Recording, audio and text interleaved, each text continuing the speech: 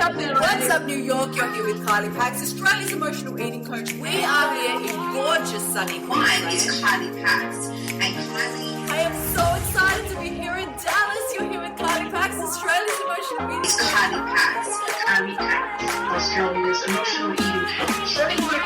Australia's emotional eating coach. Kylie Pax, Kylie Pax, Kylie Pax.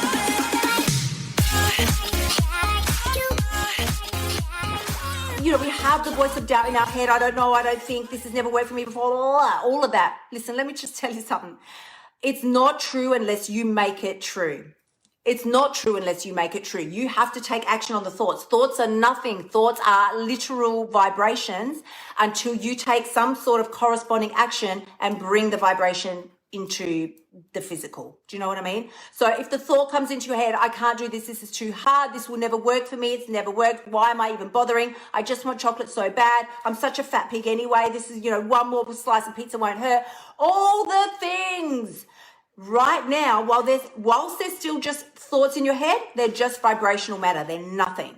In order for them to become something, you have to, first of all, latch onto them, believe them, and then take an action that would correspond with what they are saying, and then you will manifest what it is that you're so afraid of, right? This is biblical shit here, people, I'm telling you. This stuff is in the Bible, it's in all the historical teachings and things, whatever. It's law of attraction, it's everything. It's like what you think about, what you put your focus on is what actually you end up getting. So let's not put our focus on the negative. Let's really work hard, I want to say, to shift our focus towards the things that we want and away from the things that we don't want. You can never run fast enough to outrun your negative thoughts.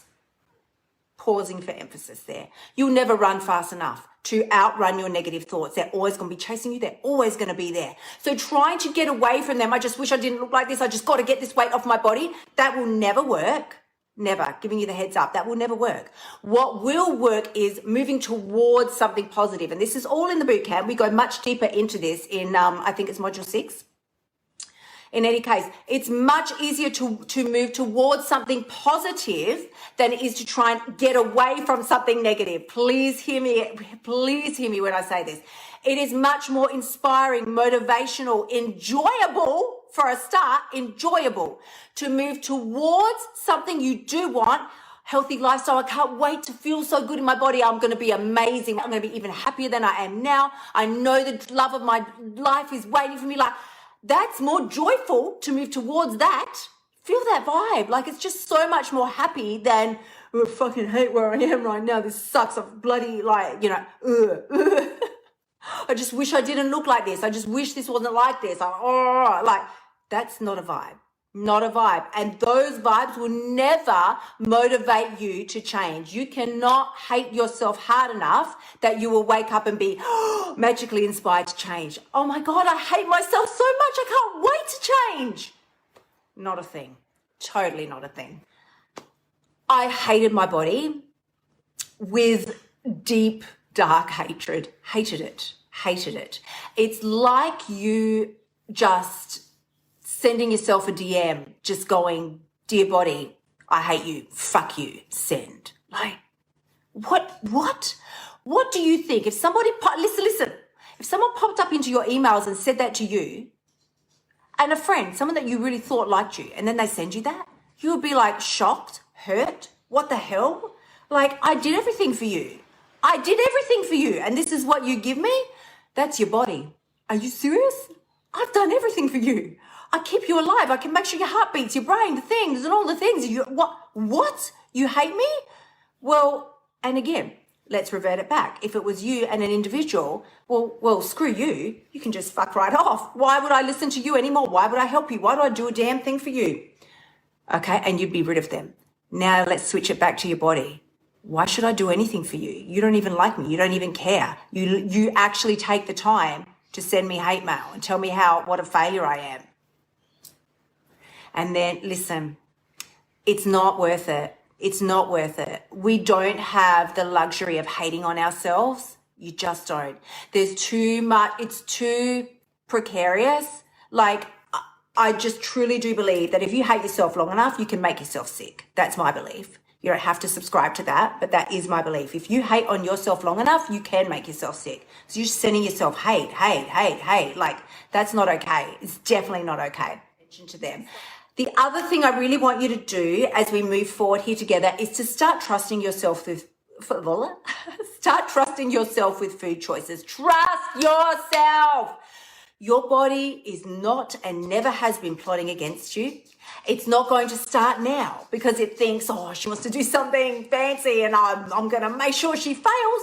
No, we are self-preserving animals. We want to make sure we survive. So if you think you're getting sabotaging thoughts and whatever, it's only a self-protection mechanism. So your role is not to try and like, shut it down. Your role is to figure out, why is this shit even coming up? Why? Like, if I'm afraid to move forward, why would that be? Because how bizarre. I'm moving forward to something that I want, that I know is good, that is not scary because I've seen it before. Like, it's all the things that I tell myself I want. Yet when it comes time to do it, excuses out the fucking wazoo. What is up with that? So why would I be afraid to do that? What do I think will happen if I do this? What do I think won't happen if I do this? Go ahead and start to examine the thought process, because so why am I telling you this? Because once you can see it on paper, what do I think will happen if I do this? I'll lose weight. Okay. What do I think won't happen if I do this? I won't be able to eat all the yummy things again. Well, straight up, who wants a world without chocolate? Not me. Like, that's bullshit right there. I don't want that. So straight away, you see there's some subconscious thing that just goes, no, I enjoy having some things from time to time. This is an exercise in self-trust.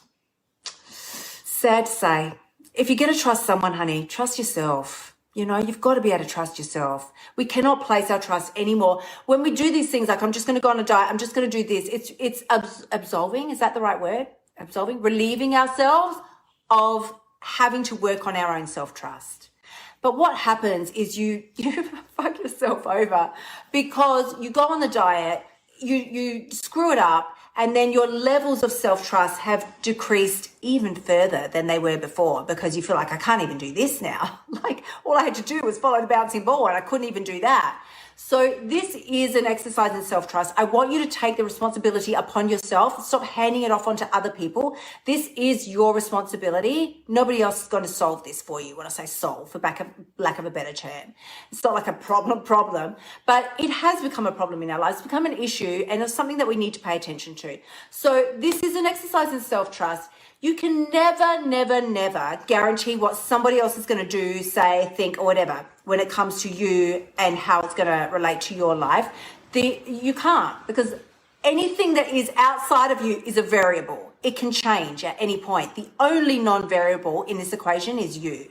You've got to be able to trust yourself, to know that you are rock solid and steady.